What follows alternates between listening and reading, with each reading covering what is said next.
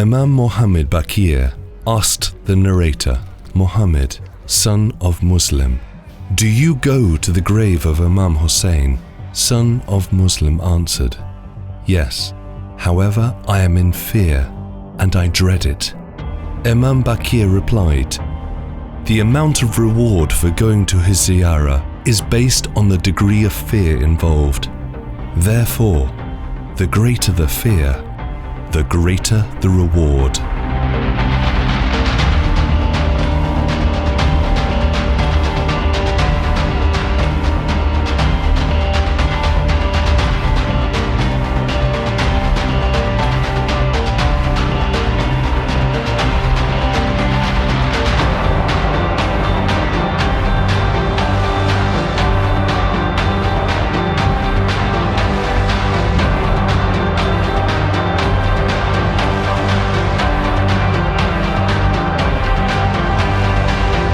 Before Prophet Muhammad left this earth, he had announced his successor, who had been divinely appointed by Allah. His name was Ali ibn Abi Talib, and he was the first in line of 12 successors, guardians, saints, or what they are referred to by their followers, imams. Each and every one of these imams, except the final one, was martyred in the way of God. And as God explains in the noble Quran, those who are slain in the way of Allah are not dead. In death they were freed. They became truly alive. To visit these shrines brings us closer to the spirit of the Imam.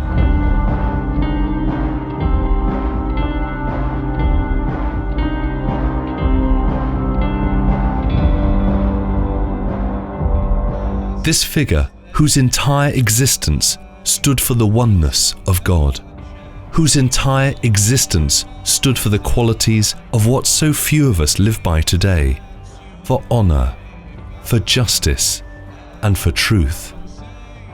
In the certainty that the true spirit of these personalities is still alive, to visit them is to bind ourselves to these immortal qualities. On the day of Ashura, on the desert plains of Karbala, Imam Hussain displayed these qualities in a few hours like no other before him in history.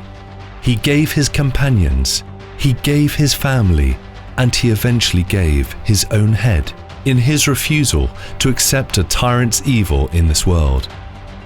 And despite facing the worst physical and emotional torture that could be felt by a man, the Imam's inner tranquility never wavered in the slightest.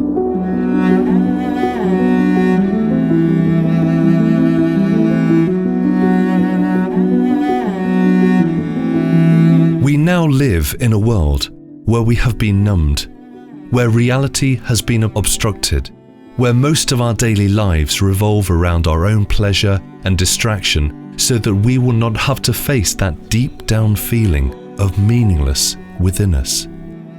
But to visit this Imam's shrine with a sincere heart is to combine oneself with his qualities, to free oneself from the shackles of the limitations of this world, to remove the veils placed in front of our eyes, and return to our life's quest of achieving true meaning, to accept death as a truth and therefore to truly live. In the world we live in today, what could be more necessary?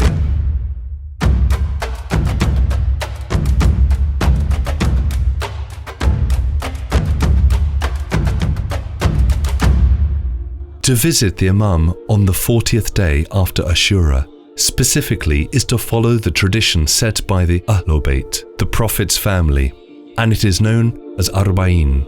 The fifth Imam, Imam Muhammad Baqir, states that the heavens wept over Imam Hussain for 40 mornings, rising red and setting red.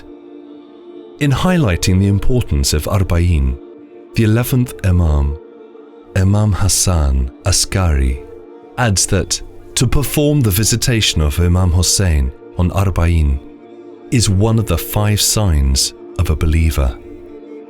In his book, The 40 Days to Personal Revolution, the author Baron Baptiste explains the significance of 40 days. Why 40 days? Because the number 40 holds tremendous spiritual significance in the realm of transformation.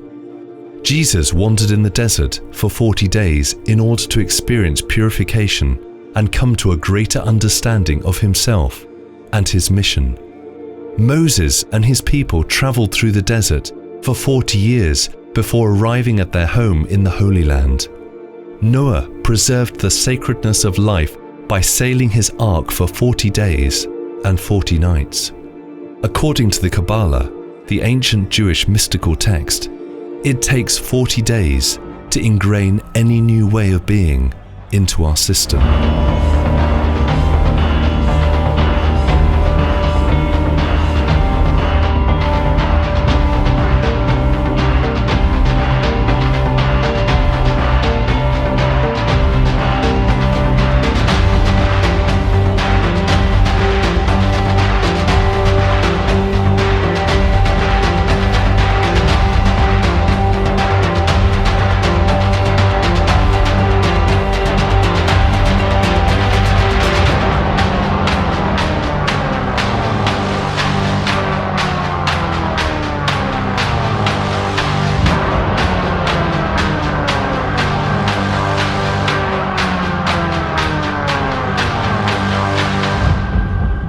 In remembering the sacrifice that Imam Hussain made on the day of Ashura for 40 days, we are attempting to forge an internal bond and habit of remembrance with him that may transcend us to the qualities he possessed and ultimately take us to the truth of life, to Allah, Lord of the worlds.